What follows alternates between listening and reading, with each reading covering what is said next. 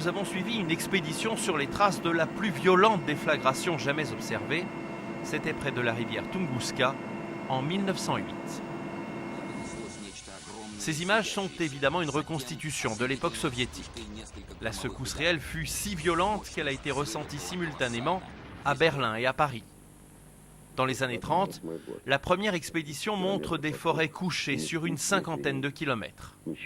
Aujourd'hui encore, des troncs pétrifiés témoignent de la puissance inégalée de la boule de feu. Mais il réserve aussi des surprises.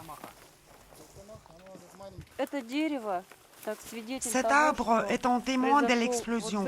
Il a brûlé à moitié, mais de l'autre côté, sa croissance a mystérieusement accéléré.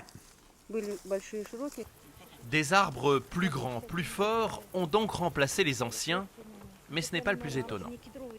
Valentina Bykova nous conduit plus haut dans le lit de la rivière vers l'épicentre de l'explosion, évalué à plusieurs centaines d'Hiroshima.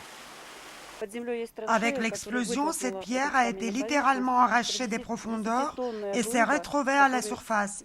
Elle pèse au moins 10 tonnes et s'est déplacée sur plusieurs centaines de mètres. Invisibles mais bien présentes, des microparticules métalliques affolent les boussoles 100 ans après.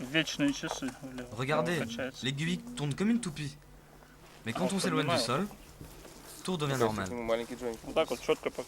Leur origine extraterrestre ne fait aucun doute. Mais la météorite elle-même, où est-elle?